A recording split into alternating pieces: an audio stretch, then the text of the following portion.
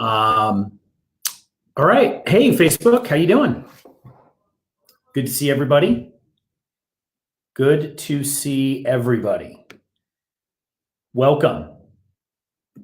It is a rather cold day here in Burbank, California, which is very unusual.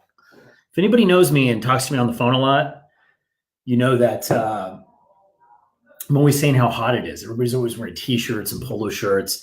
Tuesday evening, 6:45. We're going to get into this. A little bit of Tuesday transformation, as I guess. I didn't want to put that in the title, Tuesday transformation. I didn't want to do that. I thought, people are using that. So what I wanted to do was to actually address a topic tonight that I know that is in the news and everybody's talking about it. And what is it? It's Sears. So let's dive in here. Sears Epic Fail. Epic Fail. What happened with Sears? Now, I don't want to date myself, but I know that like most people that are here, if you're over 30, over 40 especially, you grew up with Sears. So you've had Sears in your life. You probably even remember the Sears catalog. Who remembers the Sears catalog? Amazing, man. When that came, it was just like one of the most amazing things because it would be delivered to you in the mail.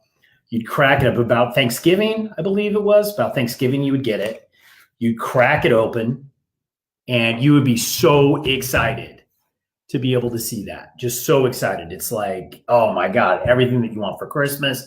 And it had everything. It had clothes, it had toys, it had tools, it had literally something for the whole family, right?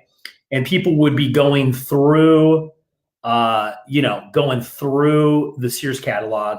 And I remember people would rip pages out. I remember my sister would circle things and kind of dog ear it and say, oh man, I want that, right? And then the parents would go out actually to a Sears. There was no mail, right? You could mail order it, but why would you really do that, right? You'd go into a Sears and you would buy it. And if they didn't have it, then they would order it and send it to you. So big thing today, Sears just is able to reorganize for bankruptcy. And that's a huge thing because it's really the decline of Sears, right? They're like, I read a bunch of articles that says like the last chance for Sears and the CEO to save Sears. I know that people are looking at buying it for, pennies on the dollar. And I'm sure they'll redo it. They'll come in and they'll try to save it, but it's probably too late to do that, right? At the end of the day. And so I want to kind of look at Sears, what went wrong and, what can we learn from our small business? What am I using day to day when working with multi-million-dollar brands, startups, even companies who are making, under $1 million that are looking to move forward? What can we learn about what happened with Sears and how can we apply that to our to your business, right? To the businesses that we're running day in and day out. And, the first thing I want to talk about here is the thing that's really apparent to everyone. Don't get so comfortable, right? I think that's the big first lesson. Don't get so comfortable. Sears was a leader. They were a leader for the long time. So was JCPenney's. Both of these companies. Hey, thank you so much for the Miss Morrison's on the line. She says, hello, great topic. Thank you. Glad you're here. Don't get so comfortable because the reality of the situation is you're the leader today, but tomorrow you might not be the leader, right? And this is what the Sears shows us, right? That they were, look, man, 60s, 70s, even 80s, they were really strong. Now, nothing. Everything just totally passed them by. It's like they have totally evaporated. How did this happen? And how does this happen with a business? Well, I've worked with a lot of businesses and sometimes they're like, $1 million, $1.5 million. I did a turnaround for a business not too long ago where we were looking at their marketing plan and redoing everything and, coming up with a new way to reinvent themselves. And they had been doing things so long in a certain way that they did not want to change. So any kind of change in anything that was outside their comfort zones, they would freak out. Freak out. Like I'm dealing with a company right now. It's like, oh, we've never not done it like that. And I'm like, yeah, but it doesn't work. Yeah, but we've always done it like this. Since 1962, we've always done it like this. Well, it's not really a core pillar of your brand, or it's not something that people even are noticing. So why are you doing it? It's not effective, right? No one ever stopped to ask. It says, yeah, we're the leader, but are we going to be the leader tomorrow? So I think getting comfortable is the first sign that you are on the decline. All companies are on the decline. Now it's funny. Today in the news, all about Sears. And it was funny because I was planning on talking about Sears a couple weeks ago, because right before Christmas, my refrigerator goes out and I go to Sears. I've gone to Sears. I bought a refrigerator, several refrigerators at Sears. And I went to Sears and I could see the decline when I went in there. You could just see, you could just feel it. It's like it's stuck in time. It knows it has to move. It doesn't know how. It's clinging on to the past. Whew, horrible. You could just definitely feel it. So the thing is that with comfort with business comes apathy. And it's like, well, why would we do Snapchat? Why would we do Instagram? And it's funny today, as Sears falls apart today, and it's literally the last breath of Sears here, and they're in bankruptcy court trying to reorganize. Amazon is listed as the most profitable and important company in the United States. Wow. That's crazy. Because when you look back, you say, why couldn't Sears been Amazon? They had the money. They had the product. They had way more product than Amazon did. They had the supply chain to be able to deliver. They even had the stores to be able to start shipping it to. They had the ability to be in almost every city in the country. They could have been doing what Amazon did. They could have been doing what Amazon did in the 90s, right? In the 80s, really, they could have done it. But no, apathy. Well, we've always done it this way. This is the way that we've done it since 1922. No one ever asked that question. Well, yeah, is it working? Well, you know what? With Sears, they didn't ask that question enough. So number one, don't get so complacent. Don't get so comfortable. And somebody's mentioning here that they had the loyal market for a very long time. They did. I mean, I remember my grandmother said she wouldn't get an appliance if it wasn't for Sears. And they built massive brands like Craftsman. They even have Lands' End. A lot of those have been sold off. So, Miss Smith is saying, but where am I going with my washing and refrigerator now? Very good question. I have a feeling you're going to be going to Amazon. That's where I have a feeling you're going to be going, or Best Buy, or Fry's. Somebody who was not as complacent. That's still in trouble with the business model. So don't be too comfortable. That's number one. Number two, go all in. And this is something that I'm learning. You know, when they saw the writing that was on the wall, they said, well, you know what? We're comfortable doing this, but we're not going to go all in. We're going to go a little in, and we're going to try it. And then they go a little in and it doesn't totally work. And then they're in trouble. Then they're not in enough. So when you see the trend and when you see it starting to work, you want to go all in. You want to put all your chips on the table and you want to move towards where it's going. Let me give you an example. I've known for a long period of time that the reality of the situation is that retail is going to be dead. Retail is dead now. It's being reinvented. It's in a different way. You know, in the next 5, 6, 7, maybe 8, definitely no more than 10 years, you're going to just be able to say to Alexa or to Google Voice or to any of this, hey, order me, I need a candy bar, I need a soda, I need this, I need that. And it's going to be delivered to you within an hour. and it's going to be at the best price. You're not going to have to go anywhere. And the writing's been on the wall for that for a long time. Look at over the holidays. Who spent time over the holidays with kids? Anyone under the age of 20, they're asking Google and Alexa the questions. They're not sitting and Googling it as much anymore, right? It's all voice. They're asking those questions. So when you see the trend go all in, what would have happened with Sears when they saw the internet? They had the catalog business. What is the catalog business if it's not like a Zulily? Isn't the Zulily a catalog business online? Isn't Groupon basically a catalog business? Isn't Overstock a catalog business? Pretty much. Email marketing, right? Wish. I don't know, man. I looked at one thing on Wish because it popped up on Facebook. I'm getting never-ending Wish emails and responses back from them. I'm getting retargeted 24/7 on Wish. So they didn't go all in. When they saw that there was something that they could have done, that they could have been the leader in, they held back. And when they held back, what happened is they got trampled. Everybody came up behind them, right? And actually this is really great. Somebody comments that their son isn't even using a calculator. They use AI. Yeah, my daughter's almost 14. She does not use at all a calculator.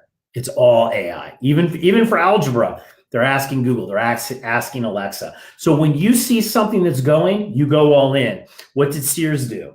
Sears did not. Sears saw that they were building brands. What happened? They didn't go all in. They went partially in. Well, they got gobbled up. So number 2 is when you see the trend, when you know it's working, when it's going, go all in. Because if not, somebody's going to go all in before you and you're gone. How's that working in your life? Do you have a business where you're not going all in? Are you seeing massive returns with Facebook advertising, but still actually running those commercials and not getting an ROI for them on cable? Happens all the time. I talk with companies all the time and say, you know what, we know, I love this. I talk with a company and they said, hey, you know what, our customers aren't on Facebook. Our customers aren't on Instagram. Our customers aren't on Snapchat. I go, really? Who's your customer? They go, our customers are older. They're in their 60s, they're in their 70s. They go, my mom's on Facebook more than me. She's in her 70s. She's on Facebook more than I am. She's sending direct messages. She's on Instagram. You know what? They see it, but they're so attached to what they had before. They're so comfortable with what they had before that they will not unpin from it. And it absolutely kills companies. Small companies, big companies. Now, here's a great thing. The bigger the company that it is, the harder it's going to be to turn that ship around and go all in. So if you're a smaller company, you have a huge strategic advantage of going all in, because to change your company, like let's look at medicine. If I were to tell you that there were doctors, if 10 years ago, if I was to say, or 5 years ago, I was to say, there are doctors out there that you pay a flat rate to and that you can use them as much as you want for general medicine. It's what they call concierge medicine. People would look at you and say, you're absolutely crazy. But what else was going flat rate? Well, cable, internet, all these different services were starting to go flat rate. So why do we think that this wouldn't turn into that? Everybody kind of saw that. They saw the trend, but they didn't move. And so now everybody's saying, well, how do I become a concierge doctor? Somebody told me the other day, how do I become a concierge doctor? Well, now you've got to compete. Now you've got to become the one of one. And you can't, because now there's 10 people that in Chicago are the leading concierge person. And you could have been, because they didn't want to let go, right? They were like, wow, this is working, and I'm going to keep this for a period of time. And then when they saw the trend, they go, well, we'll go in a little. No, they need to go all in. It's better to get hit at front during the transition than it's to get hit at the end Because at the end, that means you're out of business, right? It's better to take a small hit up front. So number three, and this is a good one. And this has to do with knowing your customer. This is definitely something that we can learn from Sears. Who out there has been at a Sears lately over the last 5 years? Wow, what a hot mess. I mean, I don't know who was doing the merchandising with Sears, but it was just this mishmash of weird stuff. The one I went to here was kind of dirty. It was like you were in the exercise thing. And it was like Target. You walk into Target, they have a bunch of different stuff, even Costco, but it's kind of laid out and it's on brand and it's merchandised correctly. And it's so strange because you walked into Sears and it was just a hot mess. I mean, and it was not clean. That's one thing, The second thing is all the people who were loyal customers. Let me tell you one thing. If you have money, okay, and you're not going to haggle over price, I bought something today for my wife, and it was kind of a, it wasn't a huge purchase, but it was several $100s. And I could get it maybe for $20 less if I went and spent all day trying to make that happen, maybe even $50 less, right? But it wasn't easy. I didn't know about the customer service. So I just went to where I absolutely knew I was going to get it. And if they said it was going to be delivered on time, it was going to be delivered on time. Yeah, I did my shopping. I know that it's elsewhere. I know I can get it at other retailers. I know I can get it at a discount retailer. But you know what? I wasn't quite sure. I'm willing to spend the money. So for me, that was on brand customer service, right? I remember Sears, it was a time when customer service was big.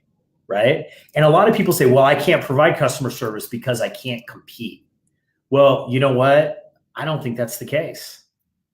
I think that there is a segment of the population that will pay for customer service. And they'll pay a lot more. Okay? They'll pay for a concierge service. They'll pay to be treated well. They will. That's true. And by the way, when you have their business, you can afford to drive prices down because you've got a loyal customer forever, right?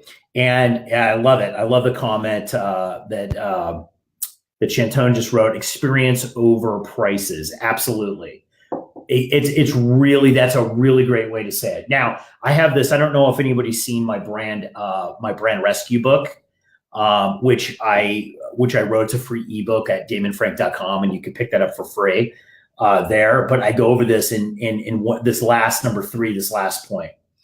If your customer's everyone, your customer's no one. And this was the problem with Sears. They didn't know who their customer was, and they wanted everybody to be their customer, but so no one is their customer, right? It's kind of like splitting the baby. No one's going to get the whole baby, right? So they didn't know they have no idea who their customer is. You walk in there, you don't know who their customer is. Now it's funny. I did a little segment, which I'm going to put on Facebook too, where I go in front of a Sears, and as part of my content strategy, I'll take this Facebook Live and I'll edit it into a bigger piece here that I'll use for LinkedIn and republish on Facebook again, and even some small stuff on Instagram. And it's funny. I went in front of the Sears that's on Laurel Canyon, which is in the valley here in the San Fernando Valley. And the funny thing about it is that, the funny thing about that particular Sears, that's the #1 performing Sears in the country. Why? Well, because they found out, and this was purely by accident. I read an article about this. Purely by accident, they found out that there was a Latino Spanish-speaking customer that lived within the radius of that Sears that wanted certain types of branded products, okay, and wanted to be spoken to in both Spanish and English, and want some sort of level of customer service. Well, they had, for some reason, it all added up. That Sears, dynamite business. Matter of fact, you go to that Sears, And you're seeing people walk in and out of that Sears as the store opens. You go to the Burbank Sears, nothing, right? Nothing. So you have to know who your customer is, and you have to be willing to walk away from somebody who is not your customer.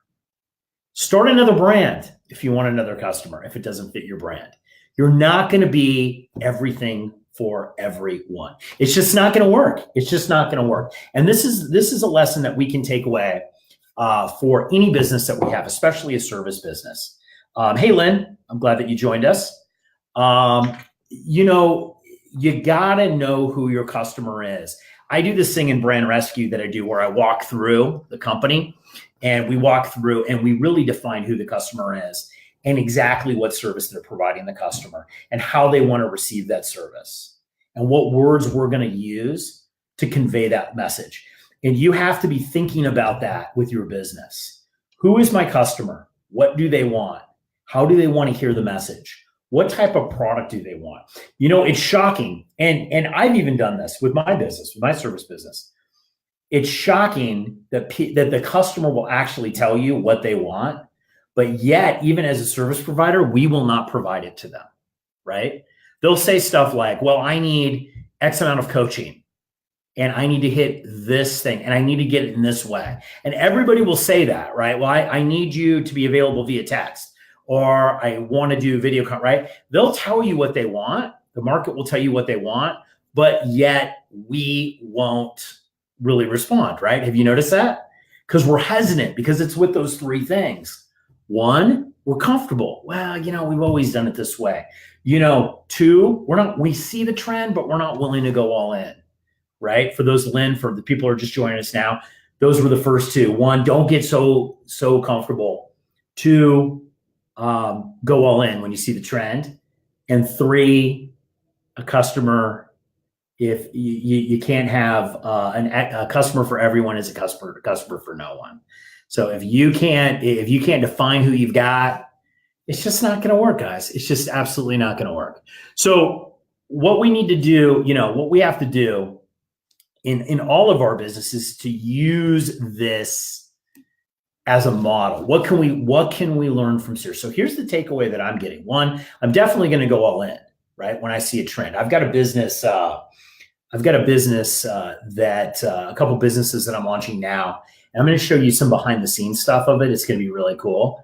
And there's always a lot of drama that goes on when launching a business, right?